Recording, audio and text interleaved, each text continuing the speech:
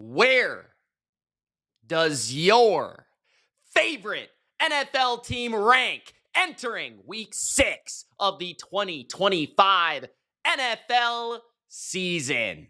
Welcome, football fans, ladies, gentlemen, and jabronis, to the most electrifying, honest, and authentic NFL Power Rankings. This is the video every week where I give you the truth.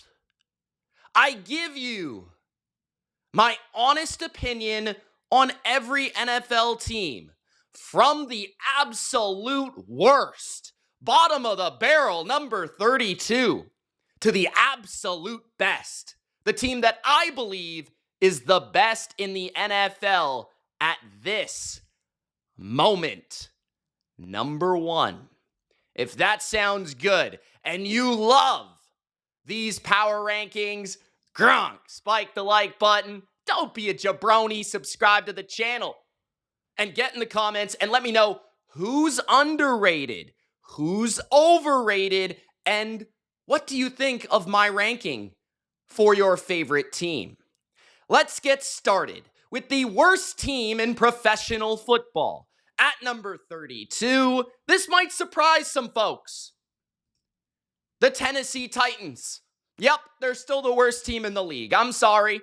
Just because you fluked off a win versus the Arizona Cardinals, where they fumbled the ball off an interception into their own end zone and fumbled the ball through your end zone, that might be your only win of the year. Because, quite frankly, your coach is the biggest jabroni I have ever seen walking this planet Earth. He stinks.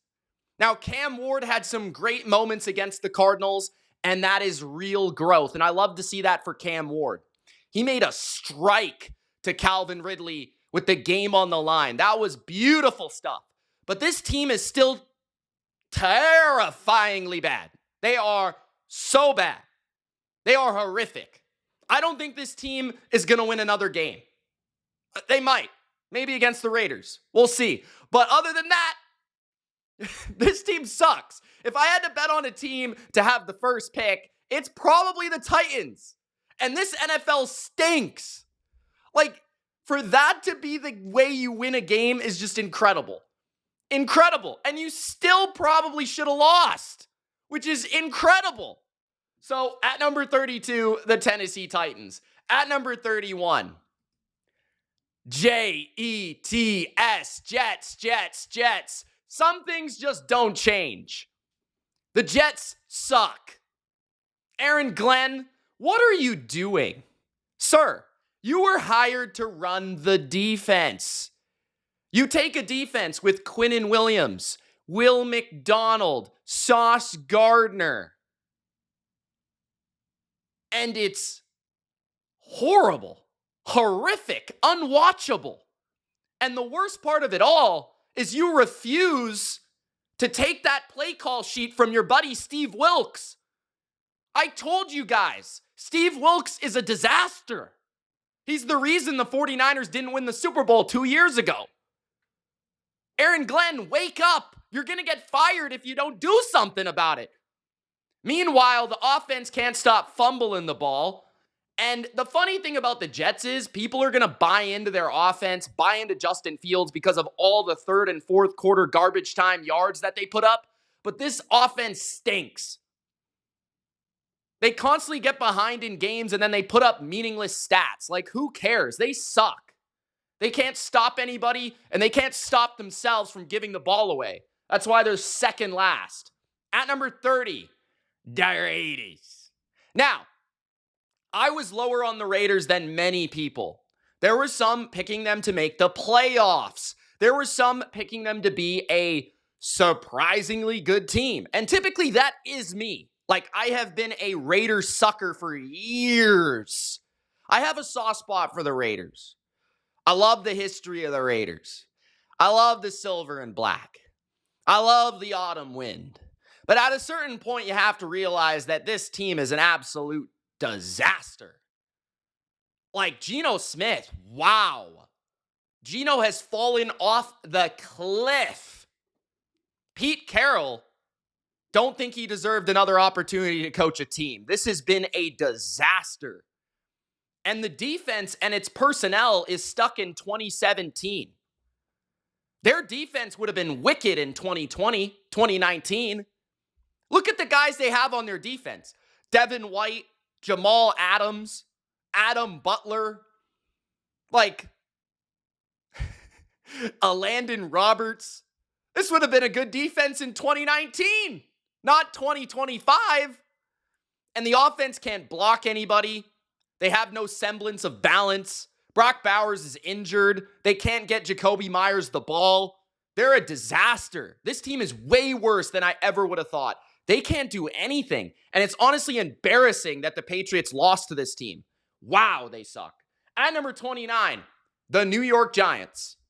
Now, the Giants had a really predictable loss to the Saints. I don't want Giants fans to overreact to that because, as I said throughout the week, if the Saints were going to win a game all year, it would be at home against a rookie quarterback coming off his first win in the NFL. It was kind of very predictable, especially when the Giants just kept handing them the ball. 5 turnovers. Now, I have to say this. We're going to learn a lot about Brian Daboll this week against the Eagles because it feels like the Giants and Brian Daboll has had his butt handed to him on a platter by Nick Sirianni and the Eagles year after year after year, week after week, matchup after matchup. Every single time it feels like the Eagles just smash this team. So we'll find out how much fight they have, right? This team, though, Jackson Dart, we're still learning about. No Malik Neighbors, so no explosiveness through the passing game. Their run game is extremely ugly to watch. And their defense is just all pass rush, very little coverage. This is not a very talented team. And it's an offense that's probably bottom 5 in football. I mean, their most successful plays are Jackson Dart running, so I don't really know what to tell you. At number 28, I have the New Orleans Saints. So the Saints have moved up, and I do believe the Saints have been competitive enough to move them up into this range. First of all, they did beat the Giants, even if I think maybe the Giants quite possibly could be better. Like, they did turn the ball over 5 times. Against the rest of the NFL, maybe the Giants are a more competitive team. I'm not sure. But the Saints have been competitive in all their games outside of the Seattle game. They at least played hard against the Bills and made that one interesting. They were tight against the Niners to the end, even if that kind of felt like the Niners had control the whole time, right? They did the same thing against the Cardinals. They haven't played an easy schedule. Now they have an opportunity to build off a win. The Saints have been getting their run game going with Miller and Kamara. And we saw Rashid Shaheed hit a home run last week. Now we need to see it from Chris Olave. We've seen good stuff from Juwan Johnson. We're going to see more from Taysom Hill. Spencer Rattler hasn't been too bad. He finally got his first win in the NFL. Congratulations, pal. The defense, though, very little pass rush. The run defense has been okay. The coverage has been maybe better than expected, but it's not like they play a lot of aggressive coverages. They just don't really try to give you a touchdown every play. They just play over the top, and they kind of let you dink and dunk. So the Saints, number 28, I feel like Kellen Moore's done a really good job. I was happy for him to see him get his first win. He deserved that. I think he's been coaching his butt off so far. And really, we're seeing Kellen Moore, his value as a coach, what he's been able to do with the Saints, especially the way that he's operating that offense, and then what the Eagles are missing on the offensive side of the ball without him. So Kellen Moore, definitely one of the winners of the season so far at number 28. At number 27, the Miami Dolphins. Yes, I didn't sing the song, but I will now. The Miami Dolphins. Miami Dolphins. Miami Dolphins lost to the Panthers. Wow, that's embarrassing. Wow, you lost to the Panthers? And you gave up what? A 3-score lead? A 2-score lead? I can't even remember. But the Miami Dolphins continue to top themselves in terms of memery. First, you had Tyreek Hill celebrating his injury, and next you lose to the Carolina Panthers. Although I did pick the Panthers to win that game. It was just so predictable that the Dolphins would blow it. Now, I wish Mike McDaniel well in his next endeavor in life, whether it's, coaching an offense or doing something on the side of a street corner. Mike McDaniel, have fun. Okay. You're going to do you. All right. I just hope you're okay. I hope your mental health is all right. All right. The Miami Dolphins can't run the ball. They can't stop the run. Once again, I feel like a broken record. I mean, they're soft as Charmin. They can't stop anything. They can't rush the quarterback. They can't cover. They can't stop the run. They let Rico Dowdle go off like he was 2010 D'Angelo Williams. Like D'Angelo Williams was reincarnated. 200 yards, Rico Dowdle? What? That is embarrassing. You should be fired just for allowing Rico Dowdle to have 200 rushing yards on your face. That is absolutely pathetic. That's pathetic. So, at number 27, Miami is a pathetic franchise with a terrible quarterback. They can't do anything. And honestly, they're just the softest team. Like, they can't stop the run. They can't run the ball. They're all smoke and mirrors. No Tyreek Hill. Nobody even wants to play for this team. Number 26, the Carolina Panthers. The Carolina Panthers, they're 2-3, believe it or not. And they're 2-0 at home. So they've actually been a threat to teams at home. Now, that being said, they won a game against Michael Penix where that was quite possibly the worst quarterback performance of the season. And they beat Tua. So, like, who's really bragging about that? On top of that, right, all they had to do was hand the ball off, and they kept getting in their own way where they continued to say, oh, Bryce Young's our number one pick. We've got to throw the ball. We've got to go empty formation because Bryce Young needs to be able to see over the offensive line and get the ball out. No, just run the ball, Carolina. Run the ball right at their face. Run the ball right downhill, and you would have won that game by 17 points, okay? I do like what I'm seeing a little bit more from Carolina situationally, defensively. I think they're a little bit better of a pass rush unit. Nick Skirton, he had a really strong game, that rookie. Derek Brown is dominant up front. And I don't think Carolina is a team that you can necessarily just look over, right? They were embarrassed by the Patriots. They respond. I'm intrigued to see how they perform at home against Dallas, right? This is a team that they're an underdog against at home. Can they prove the world wrong? Can they win a game that they're not supposed to win? Right? That's kind of a big thing for me with the Panthers. I still think they're a bottom tier team, but they are a feisty bottom tier team, right? They're not quitting on their coach like the Dolphins, right? They're not led by a jabroni named Aaron Glenn, right? They're not the Tennessee Titans. Like, they're a little bit better than that. At number 25, the Cincinnati Bengals. Speaking about quitting on your coach, the Bengals are getting pretty close, but luckily they get the gunslinger coming to town. Joseph Flacco, Super Bowl champion, aura extreme. Joe Flacco, old man dad swag, comes to town to Cincinnati to save the day. He's going to give Jamar Chase 50 targets in the first quarter. T. Higgins is probably going to have to win every contested catch because Joe Flacco's just going to throw it into triple coverage and he's going to hope that T. Higgins comes down with it. And I feel bad for Joe Flacco. He's going to have to learn this offense, learn this playbook. It's not a very complex one, but he's going to have to do it against Micah Parsons and the Packers off a bye on the road. Like, good luck with this offensive line. Good luck, sir. But, yeah, I mean, Joe Flacco, he might get absolutely annihilated. I'm also disappointed that they didn't trade for Jameis because that would have been so much fun. That would have been aura maxed out. Like, it probably would have been rejected as a trade just because the Bengals would have been too much fun. And defensively, I actually thought the Bengals played hard against the Lions. I thought they actually made enough plays that where if Joe Burrow would have been playing in that game, that might have been a pretty interesting game. Like, I thought the Bengals actually played really hard. They're not good. Don't get it twisted. They're not good, but they kind of made it interesting. So the Bengals are just trying to buy their time, and look, maybe Joe Burrow comes back in December, but I just don't know how they're going to win a lot of games with Joe Flacco behind one of the worst O-lines in the league. I know Jake Browning is an absolute disaster class. At least he's gone.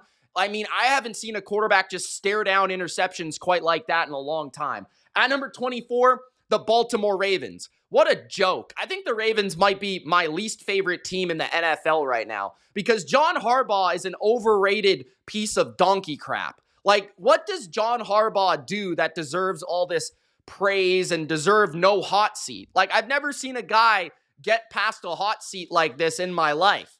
I mean, wow. Like, what he hasn't won anything with Lamar Jackson, who has 2 MVPs. He always has a team that gets a draft class with an A+ grade at the end of April. Like, what does this guy do that is so fantastic? He's been to 1 AFC championship with Lamar Jackson, right? They can't block anybody. They can't find a way to keep Derrick Henry involved in a game.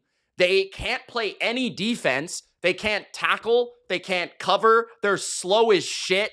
They suck. Like, you look at John Harbaugh, and yeah, you've got this guy missing and that guy missing, and you can blame everything on the 33-year-old defensive coordinator. But at the end of the day, the guy in your division, Mike Tomlin, may not win anything in the playoffs, but he doesn't have a quarterback, so I don't blame him. At least he gets more out of less, right? You get less out of more, John Harbaugh. You are an absolute jabroni. You deserve to go. I need Lamar to get something better.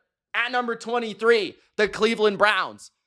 Dylan Gabriel, he played pretty good in his first game. Yeah, they lost the game because the defense fell apart in the last moment. You wouldn't have called that against Carson Wentz. Congratulations to the Vikings on that win. But that was a tough spot for Cleveland, especially for a rookie quarterback, right? For a rookie quarterback to start his first game against Brian Flores in London, tough travel spot. The other team's rested. The other team's body clock is adjusted. That's a tough game. I don't blame the Browns for losing that whatsoever. I still love watching their defense. I think their front seven is fast. It's physical. It's really difficult to run the ball on them. It's difficult to block them, right? You've got to have like a super good game plan just to keep them off balance. And offensively, I think if Gabriel can just not turn it over, because Joe Flacco was, if he can get the ball out quick, get the ball out to his tight ends, right? Judkins can run the ball, keep the balance. I think Cleveland continues to be a feisty opponent. They're not a team that's going to win a lot of games because I just don't think they have that explosiveness on offense. The offensive line is pretty bad, right? But they are a team that I think can consistently give teams fits and can stay in games because their defense is very good. I need to see more from Stefanski here. This is a moment for Stefanski to prove his value, right? Uplift his offense. If they can do that, right now, guys, they're in a terrible division. Like, they shouldn't be counting themselves out, right? So, at number 23, the Cleveland Browns. At number 22, the Arizona Cardinals. The Cardinals, just like an absolute joke. I had to move them down a few spots because how do you lose that game? And the thing is that the Cardinals could have lost 2 games like this. I was at the other game against Carolina. They were fortunate they didn't lose to Carolina. They're fortunate that Bryce Young absolutely sucks. Because the Carolina Panthers got an onside kick, had the ball, and had an opportunity to take the lead in that game in the final minute. They blew a huge lead against the Panthers.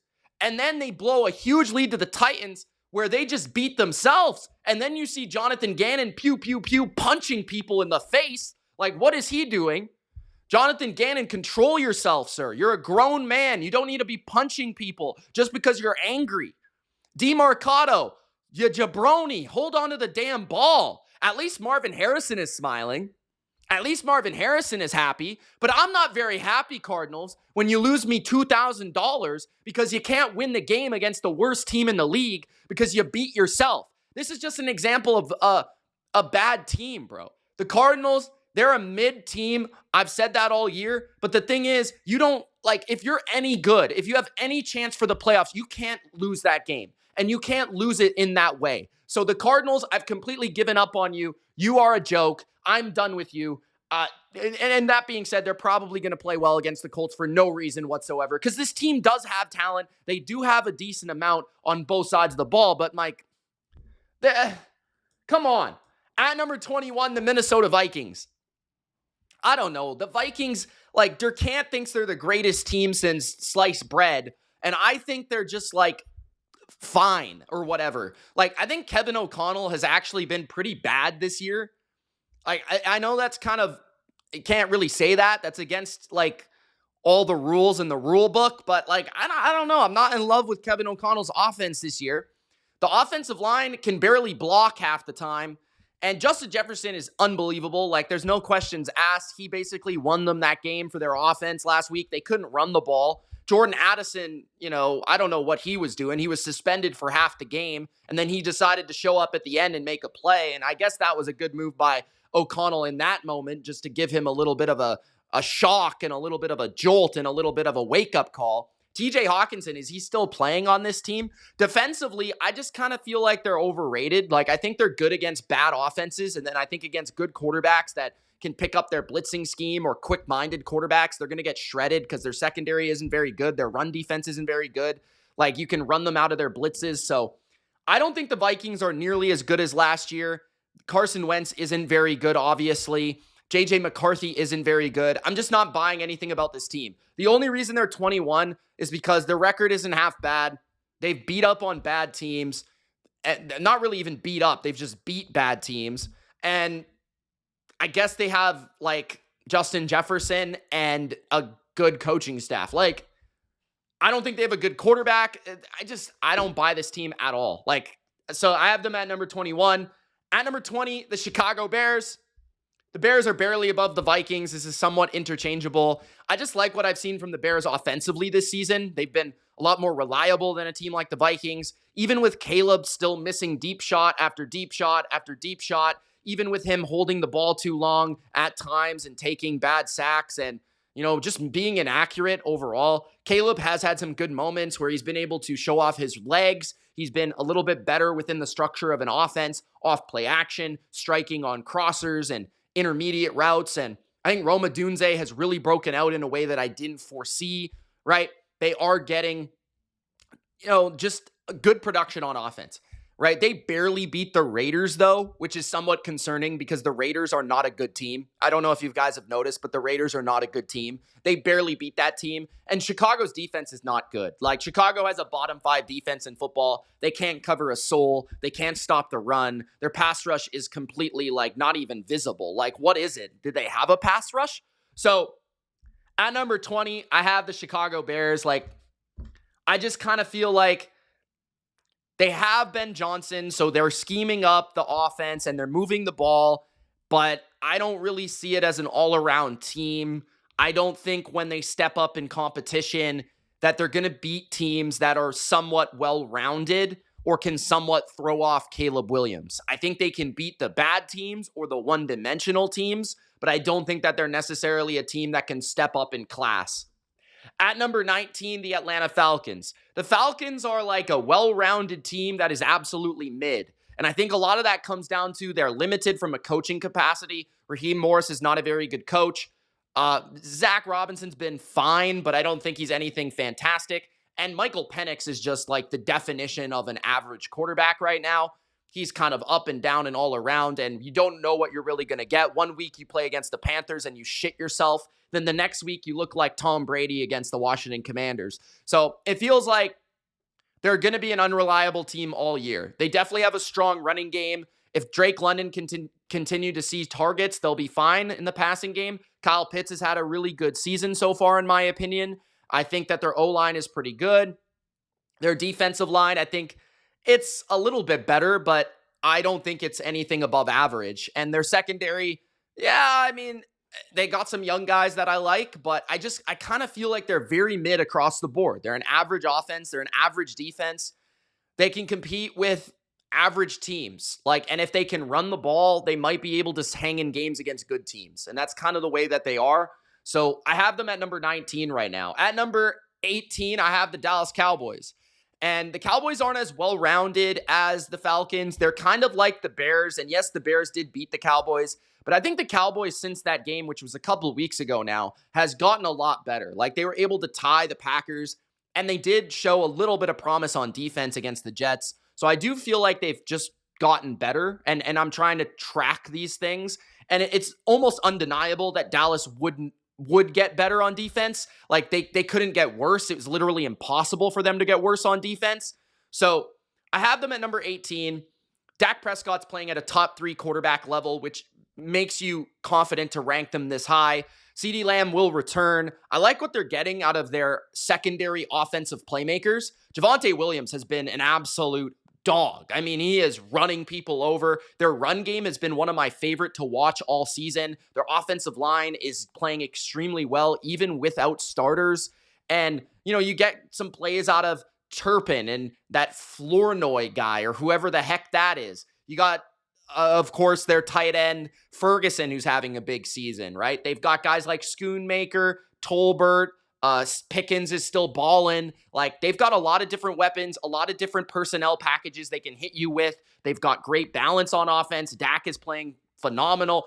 Their defense can slow the run game down. And it feels like if they can just get a bit better at linebacker, a bit better in the secondary at just like kind of communicating and not giving up easy, explosive plays, they'll be a team that can challenge for a playoff spot, because it feels like they're a team that's scoring 24 to 38 points every game, no matter who they play. So at number 18, Dallas. At number 17, Pittsburgh. Pittsburgh, again, I don't think it's a very good team, but this NFL is not very good, so I have to be realistic. Now, the Pittsburgh Steelers did have, to me, an impressive performance against the Vikings, where they were able to look pretty good on offense throughout that game. They were able to run the ball against the Vikings. They were able to get the ball out quick. Aaron Rodgers to DK Metcalf, hit some yak plays, right? I like their screen game under Arthur Smith. I like their run game typically under Arthur Smith. I'm still concerned about the offensive line and protection, but Rodgers is doing a very good job at getting the ball out and protecting his offensive line. Defensively, it does feel like, and this is my confidence to move them up, it feels like they're getting better on defense, right? It's not great, but their pressure is real and they make plays. They take the ball away in big moments and they seem to make the big stops when they need to make those big stops. So that's what I'm really intrigued by, if they can combine a ball control offense with a big play defense. But I do definitely feel like they're susceptible in the secondary, the middle of the field of their defense in the passing game. They're susceptible still against the run, in my opinion. And if you can really get them behind the ball and behind the scoreboard, you can rush the quarterback, you can get to Rodgers, and you can definitely frustrate the offense. So the Steelers are just like one of those teams that they're going to hang in games, and if you make too many mistakes, they'll find a way to win. But if you can just not turn the ball over and stay as a consistent unit on both sides, you should be able to beat them. At number 16, the LA Chargers. Justin Herbert just has very little protection right now. He's dealing with one of the worst, most atrocious offensive lines in front of him in football. Now he's lost his running back and his balance in Hampton, right?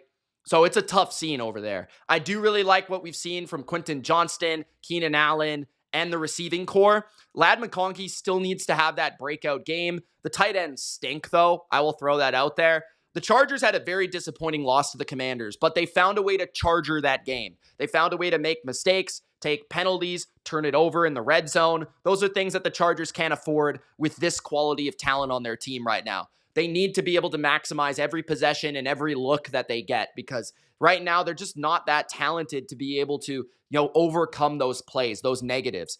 Defensively, they didn't stop the run at all against the Commanders. They got pushed back, ran over, and that has kind of been a susceptibility that we were worried about coming into the season, but it was shocking how poor the Chargers played in that regard. Now, they just traded for Dafe Owe of the Ravens, but they traded Gilman, which was surprising because Gilman had played really, really well this season, in my opinion. Now, they do have Elijah Molden, who's an excellent player, in my opinion, as well. So they have safeties to replace him, and I feel like they believe in their depth of their secondary, so that's fine. And maybe they really needed that extra edge rusher or that extra presence to be able to set the edge. So I understand that. I don't hate the trade, but I'm worried about the state of the Chargers, because at the beginning of the year, what was so exciting about them was that they were scoring points. They were moving the football. They were an aerial assault. And now they've lost balance. They've lost the protection. It feels like they're all scattered on offense, and their defense, as solid, as foundationally sound and well coached as it is, it's not dominant. It's not a defense that's just straight up annihilating opponents, taking the ball away, sacking the quarterback. They are a defense that needs to be complemented by a balanced, well-ran operation offensively. And right now that offense is completely lost. So that's why I've moved them down to an average team, which right now they've showcased to be. They lost to one of the worst teams in the Giants, and they got handled by a good, not great Commander team. Next up, who do we have? Where was I? So I was at the Chargers. Number 15, the Houston Texans. So the Houston Texans are at number 15.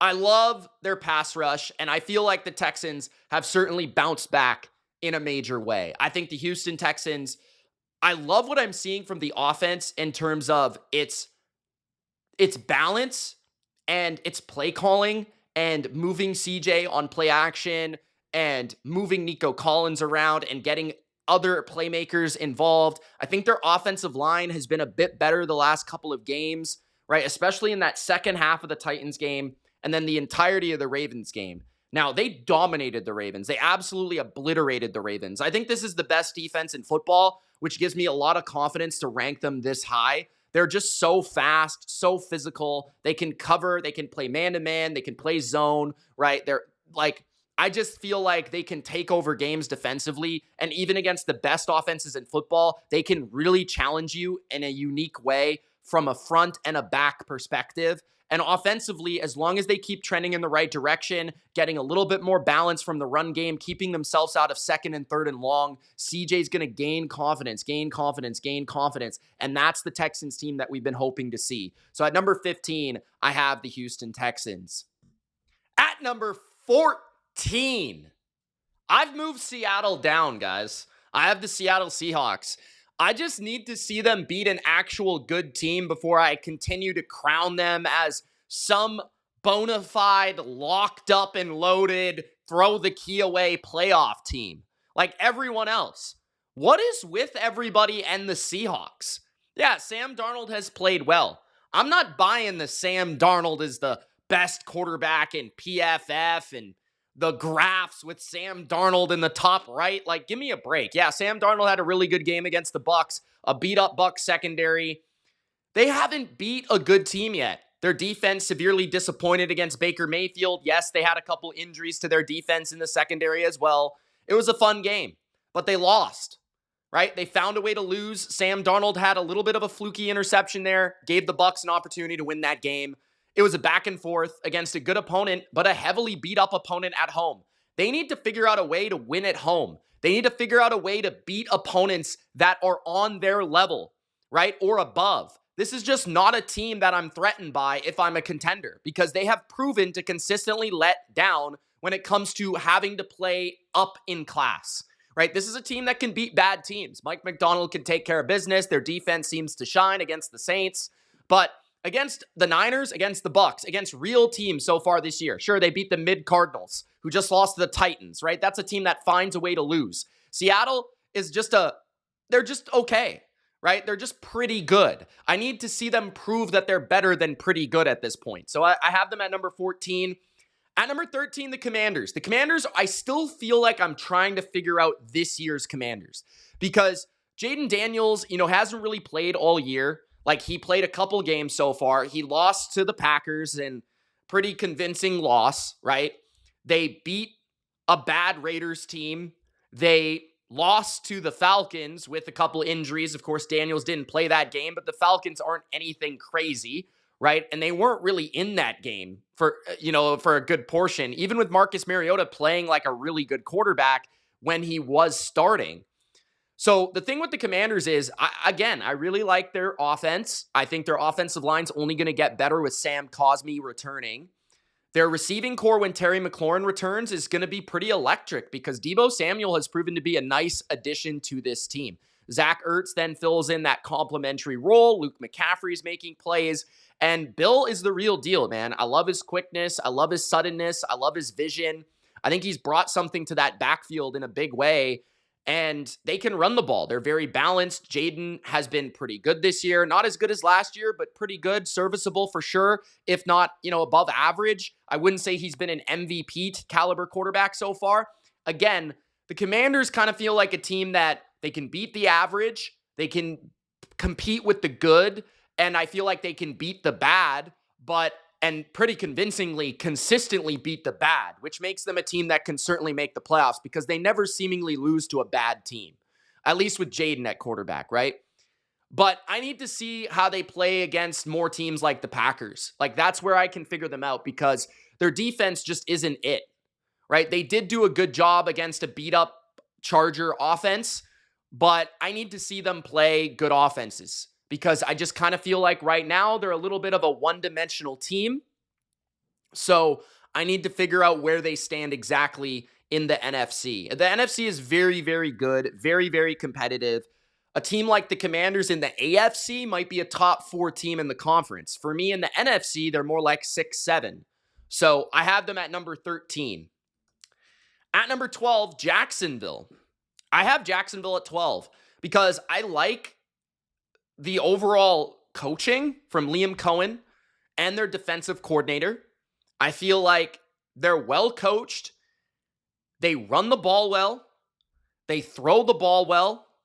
At least against the Chiefs, they did situationally. Some really nice explosive plays down the field to Travis Hunter, to Brian Thomas. It's going to hurt not having Brenton Strange for a good while, but they've proven that they can run the ball, and that sets up their throws down the field. It sets up their screen game. They're well calculated and well coordinated on offense, and their offensive line has actually been a unit that I don't think's getting enough love and credit. Sure, the Chiefs did get some pressure on Lawrence in spots, and certainly at the end, they were blitzing the daylights out of him. But Lawrence proved that he could stand in there and make some big throws. Now, I personally think Trevor Lawrence is kind of an idiot. Like, I don't know why he keeps letting the play clock run out. I don't know why he just refuses to take, the snap before the time runs out. Like, delay a game, delay a game, delay a game. I don't know what it is, but I honestly just think he's dumb. Like, this is kind of a side rant. I kind of think Trevor Lawrence is talented. He's big. He's got the sexy long hair, right? He's got the cannon of an arm. He can run. Obviously, we saw that on Monday night. But he's also just an idiot. Like, he throws stupid interceptions. He can't consistently accurately deliver the ball. And he can't even consistently say a play call without taking a delay a game. So he needs to figure out his brain or something. Defensively, though, Jacksonville has been the most opportunistic unit, forcing turnover after turnover. They got a huge pick six by Devin Lloyd, a 99-yard return. Devin Lloyd's been maybe the best linebacker other than Fred Warner in the entire NFL this year. He's been absurdly good. Trayvon Walker was missing, and they still found a way to win that game. And Trayvon Walker's been, to me, their best defensive player this year. So I believe in their defense. I like their cornerbacks as long as Tyson Campbell just stays on his guy and doesn't randomly leave him in the middle of a play. I kind of feel like the Jags are just a very complete overall team with just a little bit of a suspect quarterback. Like, if they can figure out and get that level of play in the clutch from Trevor Lawrence each and every week, I think they're actually a legitimate AFC contender. Because really, what else do they need? Their defense is playing like a top 10 unit. They're getting pressure in big spots. They're maybe a little unathletic in the front, but other than that, Jacksonville's as legitimate or as well-rounded as like pretty much any other AFC team. At number 11, I have the Denver Broncos. The Broncos have, to me, a really talented team. They have one of the best defensive lines and one of the best offensive lines in the entire NFL. Cortland Sutton and Pat Surtain are the standouts on the perimeter for both sides of the ball, and they stood out against the Eagles, right? And against the Eagles, I think this is like I said, I picked Denver to win, and they were a best bet plus 3.5. Denver was a good matchup against the Eagles because they could block the Eagles, they could out-coach the Eagles, and they could get pressure on Hurts and get some sacks and big plays. The problem with Denver defensively, they're very good, but I almost feel like they play left-handed or they play with their hand behind their back sometimes. Sometimes they just play too aggressive. Like, you don't need to leave Riley Moss one-on-one with Devontae Smith. You've got a great four-man rush. You don't have to rush five. You don't have to bring a blitz. You've got Nick Bonito and John Franklin Myers and Zach Allen. You don't need to send extra people. But again, Denver just consistently, they have issues with their linebackers and they have issues with Riley Moss. If they could figure those two things out, they could be the most dominant defense next to Houston and Cleveland. Offensively, Bo Nix is just the problem for me. Bo Nix is just underwhelming. I'm kind of a little underwhelmed each and every week by Bo Nix. He did have a good fourth quarter. He did have a pretty good second half against Philadelphia. But man, this guy is exquisitely protected. He has great play calling. He just misses too many big opportunities to me. If Denver had a really good quarterback, this is a Super Bowl team, but they just don't have that. They just have a middling quarterback. So that's what leaves them more as the 11th best team compared to maybe the 5th best team in the NFL. At number 10, the New England Patriots. Now, I would argue that the Broncos are more talented than the Patriots, but the difference between the quarterbacks is why the Patriots are ahead. I just believe in Drake May a heck of a lot more than I do Bo Nix. Drake May has proven to be a top 5, top 10 quarterback this season. He is arguably right now playing like the most well-rounded playmaker at the position. I think he's accounted for the highest percentage of yards for any quarterback in the NFL among the offenses, right? He's running the ball, he's throwing the ball. Like, there's nothing this guy isn't doing in terms of his completion rate is one of the best, if not the best in football. His consistency and his overall success rate is extremely high. So he's able to be a precise, precision drop back passer. He's able to be an explosive downfield passer in the pocket. He's able to escape and make throws down the field. And like we saw against Buffalo, this man made offense out of thin air. It's not like Josh McDaniels had some incredible scheme or some incredible coaching. No, I really felt like that was Drake May. Like, Drake May made play after play after play along with Stephon Diggs. They just balled out. They just went out there and they made plays. He rolled out. He found guys open. He made magic. He escaped sacks, right? Like, that was a quarterback shining in a big moment. That's a guy that can carry an offense, carry a team, and make players better. And that's what Bo Nix is missing. That's what Denver's missing. And personally, I think the Patriots, their defense might not be quite as talented as Denver, but man, their defense, I think the way they want to play, partnered with the personnel, it might be a better defense than Denver. Just because they know how they play and they play within their limits and they don't be too aggressive and they don't give up explosives. And you could put that cornerback trio against any receiving core in football and I'd feel pretty good about the Patriots, right? Sure, their linebackers can be had. Their safeties at times can be had. You can take advantage of them in moments. Every defense has some sort of weakness, right? But you can't run the ball on them and you can't throw the ball on them with any sort of consistency because they play more man coverage, it feels like, than just about any team, and they can actually do it at a high level. They can mix in zone coverages. They can have hybrid fronts, big fronts, small fronts, aggression. They can blitz. They can play zone. So it feels like they have so much versatility and hybrid nature to the defense. Mike Vrabel is just very well calculated in terms of managing the game, understanding how to be an underdog, understanding how to go on the road and win, understanding, what the defense needs to do against Josh Allen to win this game. We can't let him escape. We've got to contain him, right? Mike Vrabel is the great CEO coach because he just understands at a fundamental level what his team needs to do to win that game on that Sunday. And I think that showed up against Buffalo. And then you partner that with Josh McDaniels. You partner that with Drake May. You partner that with a shining Stephon Diggs. And if they can get their ground game going, watch out. This team could be a real team as soon as right now.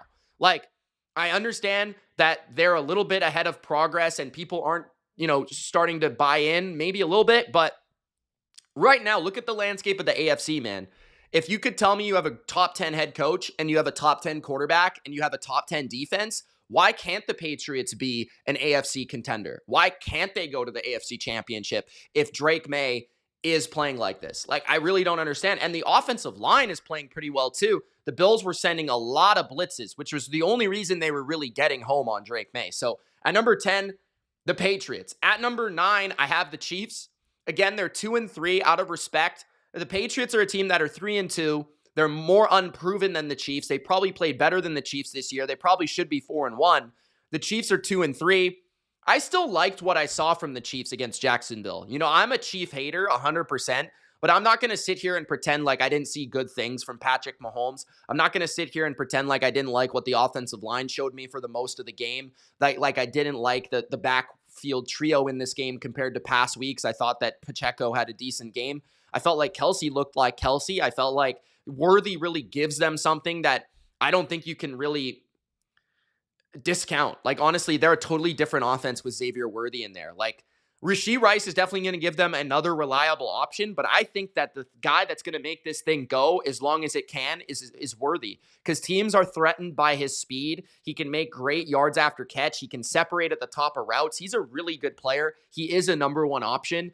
And Mahomes is taking advantage of that, and it's making everyone around him better. Kelsey, Juju, Tyquan Thornton, who continues to make incredible catch after incredible catch.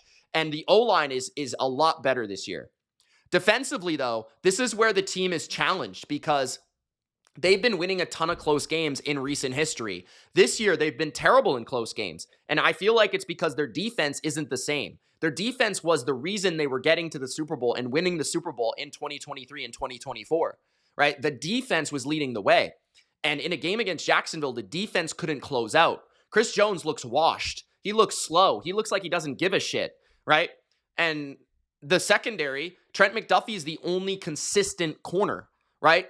The other guys are fine. Like Jalen Watson's a fine player, but you can beat him. You can make plays on him. The safeties are not very good, And it just feels like it's a defense that with Chris Jones aging and fading, they just don't have those big plays, those big pressures. It seems like Spags just doesn't have the personnel that he quite needs to be able to get those closing stops. And didn't they give up like 21 straight points? So the Chiefs, the offense is getting better, but they're going to need them to get better because the defense right now is not performing as expected. So at number 9, the Chiefs.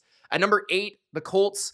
The Colts are just dominating teams, and I have to give them credit for that. And I really did feel like they should have beat the Rams. So I'm not going to give them too much of a push on that one. So the Colts are at 8. I kind of want to see them play teams like the Rams more consistently because they did lose to the Rams, even if they should have maybe won the game and their mistakes cost them. And they should have probably lost to the Broncos. So they beat up on some really bad teams. But that being said, they're still convincingly destroying bad teams like the Raiders and the Dolphins. So I have to give them a ton of credit. I also just love the team, the roster itself. First of all, I love the coaches. Shane Steichen as a play caller and Lou Anarumo as a defensive play caller. I like the fronts of both sides. The defensive line led by DeForest Buckner and the offensive line led by Quentin Nelson. I think they have a top 3 O-line. I think they have a top 3 run game. I think Ty Warren's a dog. Michael Pittman's playing really well. They have Josh Downs. They have Alec Pierce. They have playmakers. Daniel Jones is serviceable to good, right? He's not going to be anything upper echelon. He's not going to carry the offense, but so far he hasn't needed to do that. I think where they may be exposed is when they play really good teams with really good quarterbacks to where they can be exposed in the secondary and maybe Daniel Jones just can't make those plays necessary, right? Against teams like Buffalo, potentially. But everyone else, the Colts should be able to handle those type of games. So at number 8, I feel confident about where they're at. At number 7, the Los Angeles Rams. They lost a very disappointing game against the Niners, but I did kind of feel like the Niners, everything kind of went their way. Cardi missed a field goal. Kyron Williams fumbled. Corum fumbled. And I know the Niners were extremely depleted and they had next to nothing, but it's the Niners. Kyle Shanahan just knows how to beat Sean McVay. He knows how to beat the Rams. And if anything, what this game did for us is just prove that Kyle's better than Sean. That's all that the game really did for us. But when I watch the Rams, I say they have a really awesome passing game. Like, to me, they might have the best passing game in the league. Puka Nacua and Devontae Adams. When Matthew Stafford has time, good luck stopping them. I mean, the Niners couldn't get to him, and he was just shredding them. Stafford is playing like an MVP. It's just that they've lost a couple games that you can't lose, and that's really the problem with the Rams. And their secondary, their back end of their defense, as I've been saying all year, all offseason, it's a problem. Rams fans don't want to believe it.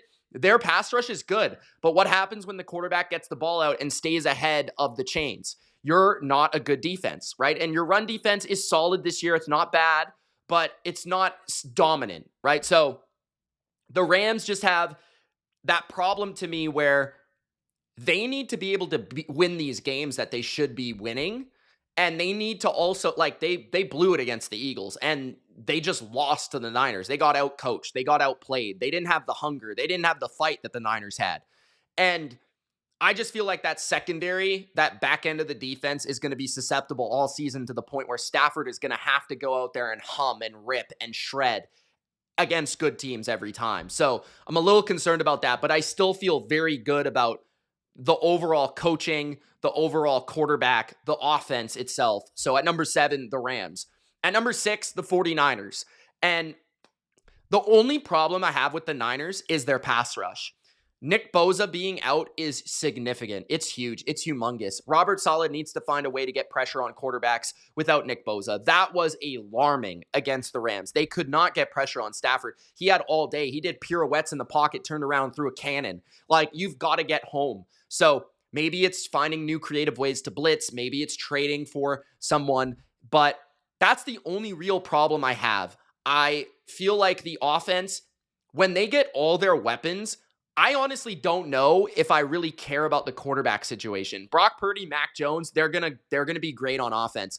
It doesn't really matter. Honestly, I kind of have preferred Mac so far because if there's one thing that's hurt the Niners, it's when Purdy holds the ball too long. It leads to mistakes. It leads to negative plays. It leads to sacks. Purdy's just got to get the ball out and got to hit his check down. Mac was doing that, and that's what kept the offense afloat and consistent. If Purdy can do that too, we know Purdy can be more explosive. We know Purdy can be more creative. If he can add that just Mac Jones quick trigger to his game, man, we're going to be humming because Ricky Pearsall is for real. George Kittle, we know what he is. Christian McCaffrey, best receiving back in the league. I love this pass-happy Shanahan offense. The offensive line played fantastic against the Rams. It's not really getting a lot of buzz. Sure, they're not able to open up anything in the run game, but I kind of have a feeling Kyle's going to figure that out eventually, right? Jawan Jennings is going to return. Kendrick Bourne looked great. These guys are stepping up, and I think the biggest thing about the Niners, man, is they're showing a grit.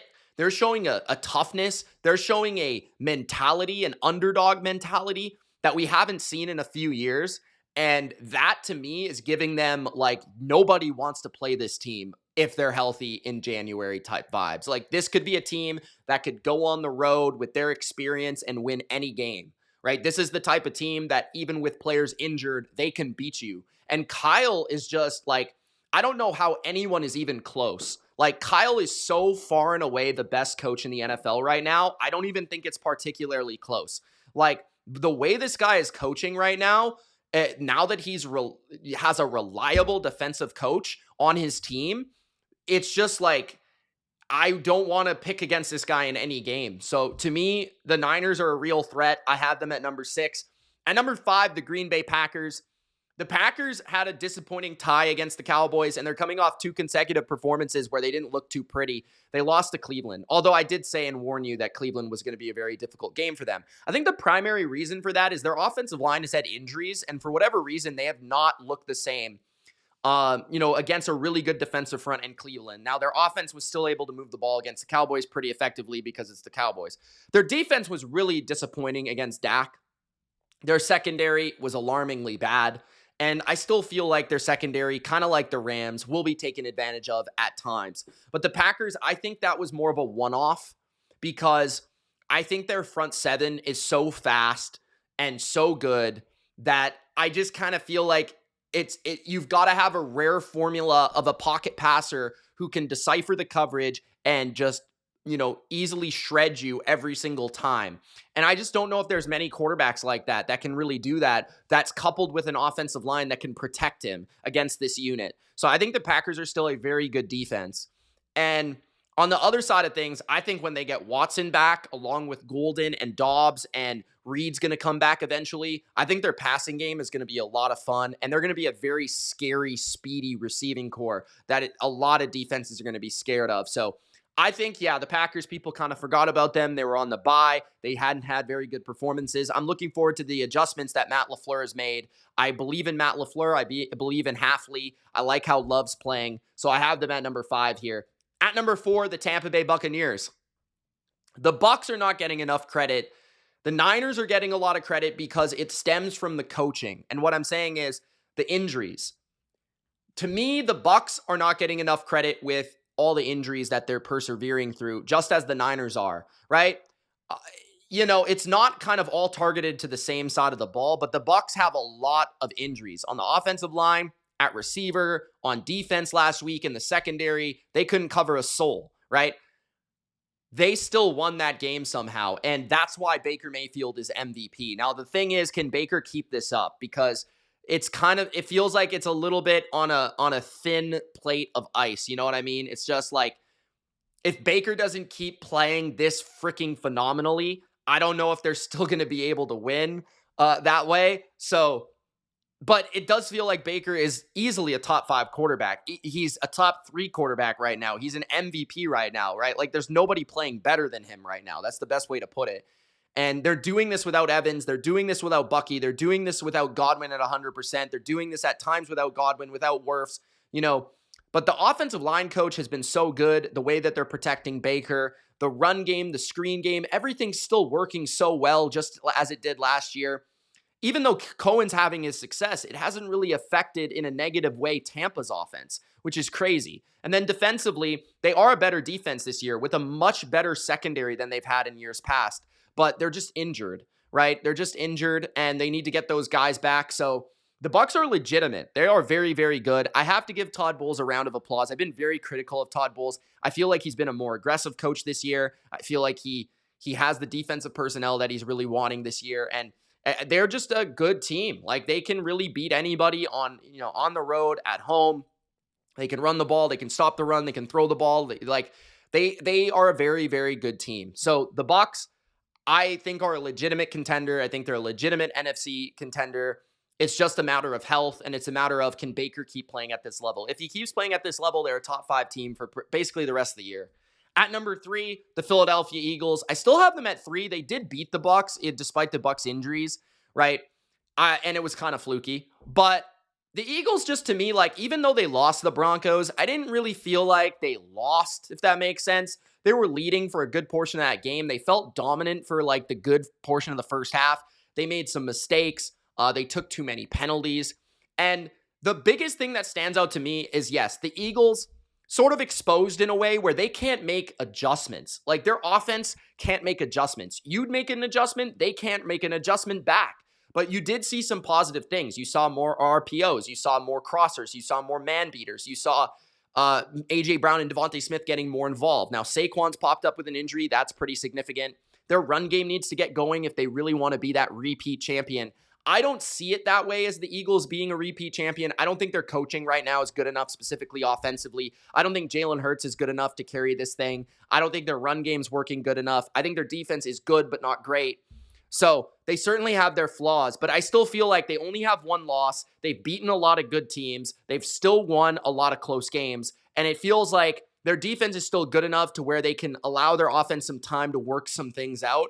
And maybe they still have that potential to combine as a really well-rounded team. So at number 3, I still have the Eagles. At number 2, I have the Bills. I moved them down from number 1 just because, like, they've shown flaws all year.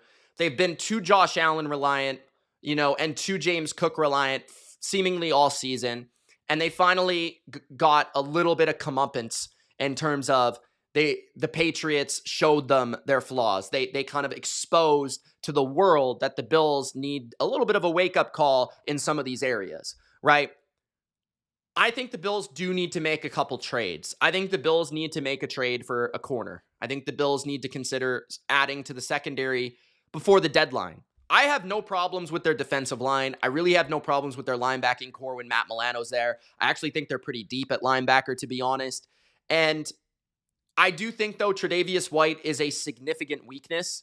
And I do feel like I actually kind of felt like it's funny because in the comments, a lot of Bills fans were saying the defense played poorly. I actually thought the defense played well. They stopped the run fairly well, and they were like mostly bagging the Patriots. It's just that Drake May was ridiculously good and Stephon Diggs was ridiculously good.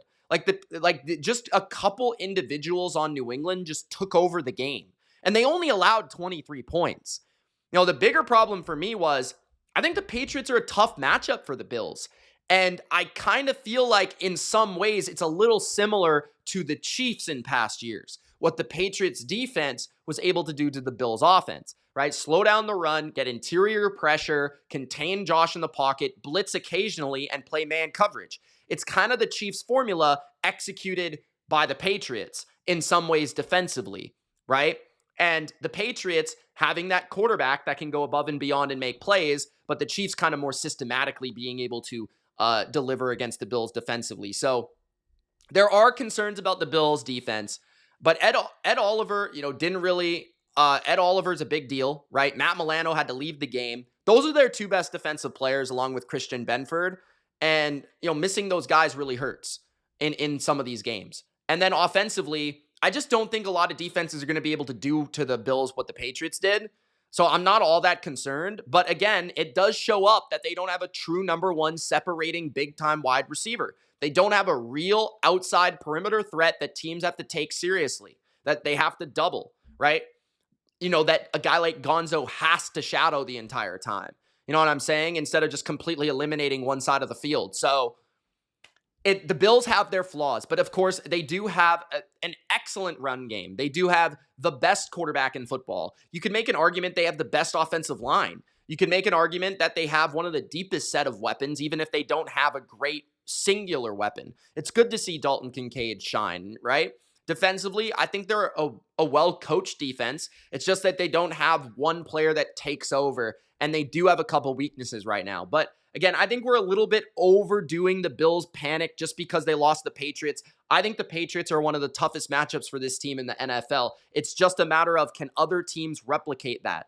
That is the question. At number 1, I have the Detroit Lions. I just feel like right now they're the most well-rounded team. Feels like their offense is completely unstoppable. They can run the ball. They can throw the ball. Their play action. Jared Goff is in such great mastery control at the line of scrimmage. The way he's throwing the ball, but more so to me, just the control, the understanding the down and distance, understanding the situation, understanding where to go with the ball in seemingly every single play, understanding when teams are blitzing him, where to go with the ball hot, like things like that. And Gibbs is amazing. Laporta's great. Amon-Ra has been fantastic. They need to get Jameson going a little bit, but other than that, man, this offense is pretty much unstoppable. Defensively, their linebackers are fantastic. Anzalone had a great game against the Bengals. Campbell is great. Barnes is good situationally. Aiden Hutchinson's a dog. They're going to get McNeil back. Their corners are injured. That's a little concerning against a team like Kansas City, but their safeties are amazing. So when they get those corners, and honestly, I would recommend them to trade for another corner, to be honest. Like, I think Terrion Arnold, he's a little bit spotty. I'd almost want another veteran in there. Maybe even bring somebody in, like, just for a little bit more depth, like a Steph Gilmore or something. But like, you don't even need to go all the way and make a trade, but just like maybe bringing in another perimeter corner just during this period. But another edge rusher too, like that would be great for them. Like they need to make one defensive trade. I really do feel like they need to make, whether it's an edge rusher, a corner, something like that. But their linebackers, their safeties, and Aiden Hutchinson, I mean, that's a really good group on defense. That's like a top 12 defense in the NFL, right? And then their offense is top 2, top 3, top 1. So this is the most well-rounded team, the team I feel best about, the team that I think would go to the Super Bowl in the NFC. But the thing is, like, I do kind of feel like the team that I would think would come out of the AFC, the Bills, I think would probably be like the team that I would pick to beat them. But anyone else in the AFC, I feel pretty good about Detroit. So there it is, guys. My rankings for the NFL entering week 6. Hopefully you enjoyed. Gronk spiked the like button. Don't forget to subscribe, and we'll see you in the next video. Peace.